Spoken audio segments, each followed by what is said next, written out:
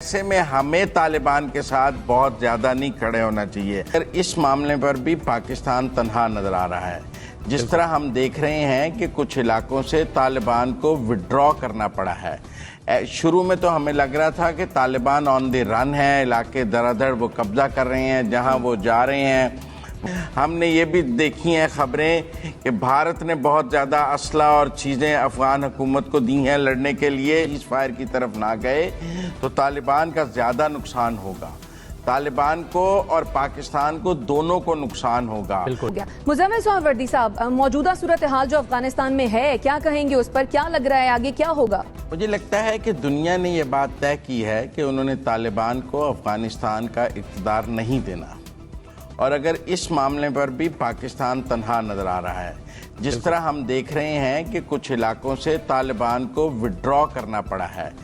شروع میں تو ہمیں لگ رہا تھا کہ طالبان آن دی رن ہے، علاقے دردر وہ قبضہ کر رہے ہیں، جہاں وہ جا رہے ہیں وہاں افغان فورسز ہتھیار ڈال رہی ہیں، وہ بھاگ رہی ہیں اور طالبان جیت رہے ہیں۔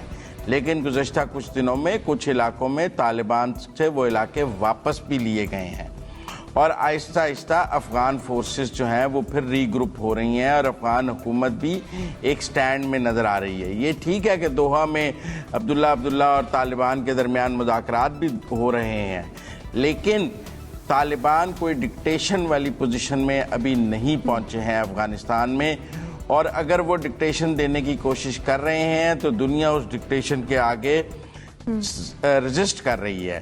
اس لیے میں سمجھتا ہوں کہ اگر طالبان نے حالات کو سمجھتے ہوئے کوئی شراکت اقتدار کا، پاور شیئرنگ کا فارمولا، سیز فائر کی طرف نہ گئے تو طالبان کا زیادہ نقصان ہوگا، طالبان کو اور پاکستان کو دونوں کو نقصان ہوگا۔ ہم بھی بہت زیادہ رومانس میں ہیں طالبان کے، اور طالبان خود کو اوور اسیس کر رہے ہیں۔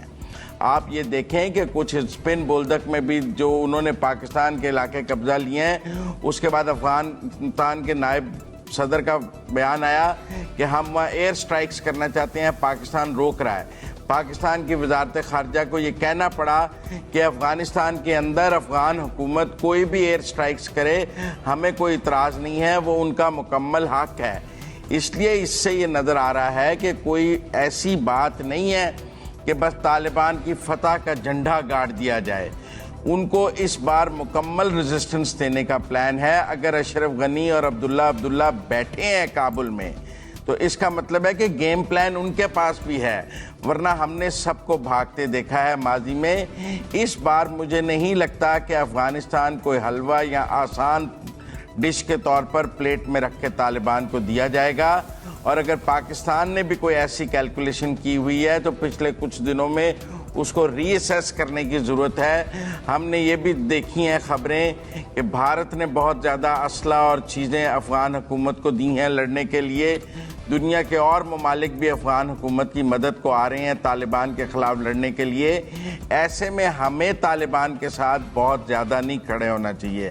ہم نے ازبکستان میں دیکھا کہ افغان صدر نے شکوہ کیا، پرائم منسٹر نے اس کو رسپونڈ کیا، اس کے بعد اچھی بات ہے کہ دونوں ممالک کے درمیان مذاکرات ہوئے۔ ہم نے حامد کرزئی کو انوائٹ کیا، اب ہو رہا ہے کہ وہ کانفرنس پوسٹ پون بھی ہو رہی ہے۔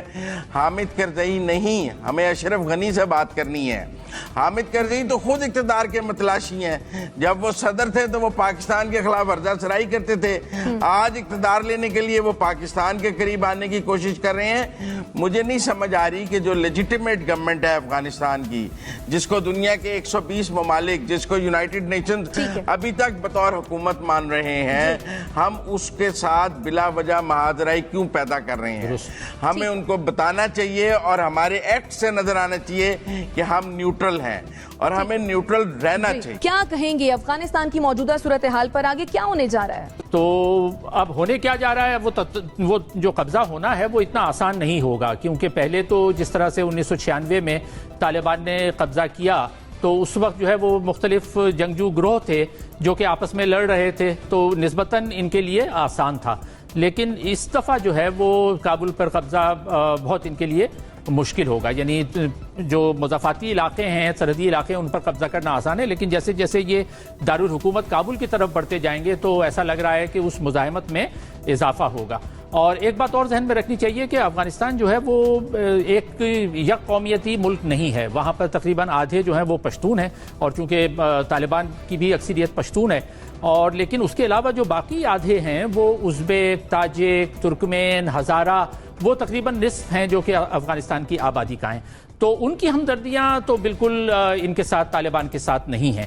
تو وہ اب لگ یہ رہا ہے. اور اچھا، اس کے علاوہ جو وہاں کا نوجوان ہے، خواتین ہیں، جو طالبان کا پہلے رویے رہے ہیں، جو 5 سال انہوں نے حکومت کی، اور جس طرح سے وہاں انہوں نے ایک پرانے طرز کی حکومت وہاں پر نافذ کرنے کی کوشش کی، لڑکیوں کی تعلیم پہ پابندی لگائی، اور جس طرح سے انہوں نے بربریت پہ مبنی سزائیں وہاں پر نافذ کرنے کی کوشش کی، اگر وہ یہ دوبارہ کریں گے تو لوگ اس سے ڈرے ہوئے ہیں. اسی لیے نقل مکانی بھی ہو رہی ہے. یعنی لوگ بھاگ کیوں رہے ہیں؟ لوگ بھاگ اسی لیے رہے ہیں کہ جب یہ طالبان ایک کے بعد ایک علاقوں پر قبضہ کریں گے تو وہاں پر یہ جو ان کا اپنا ورژن ہے حکومت کا، تھیوکریٹک اسٹیٹ کا، وہ وہاں پر نافذ کرنے کی کوشش کریں گے، جس سے لوگ بھاگ رہے ہیں.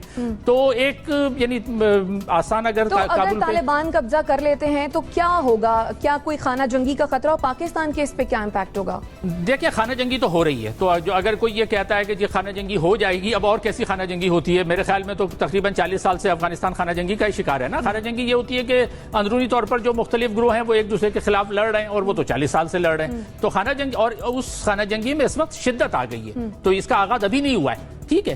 اب جو آپ کا سوال ہے کہ پاکستان پر اس کے کیا اثرات ہوں گے، یہاں پر پاکستان میں 2 اسکول آف تھاٹ ہیں.